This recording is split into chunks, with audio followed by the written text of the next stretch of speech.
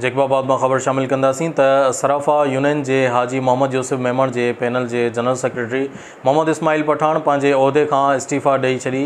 Panel के छॾे Shah Latif panel के सदर समीउल्लाह सरिहो के पैनल में शमूलियत करे छॾी आहे।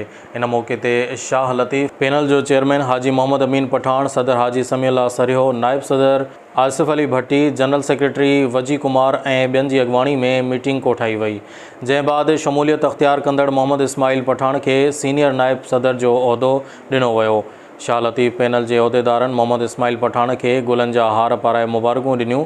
वधीक नवाब अली लांघा सां ॻाल्हाईंदे हिन जो चवणु हो त जीअं त मोहम्मद इस्माइल पठान सराफाबाद जनरल सेक्रेटरी पहिरियों हुयुसि ऐं हाणे मां पंहिंजी मर्ज़ी सां उहिदो ॾेई इहो इस्तीफ़ा ॾेई करे हाजी समीउल्लाह सरिहो सां जेको आहे उन जे ग्रुप में शामिल थी जेको आहे उहिदो वरितो आहे पंहिंजो सीनियर नायब सदर जो। मोहम्मद इस्माइल पठान साहब जो दूसरे ग्रुप में था जनरल सेक्रेटरी। हर खबर पर वक्त खबर ॾिसंदा रहो न्यूज़ लाइन 1।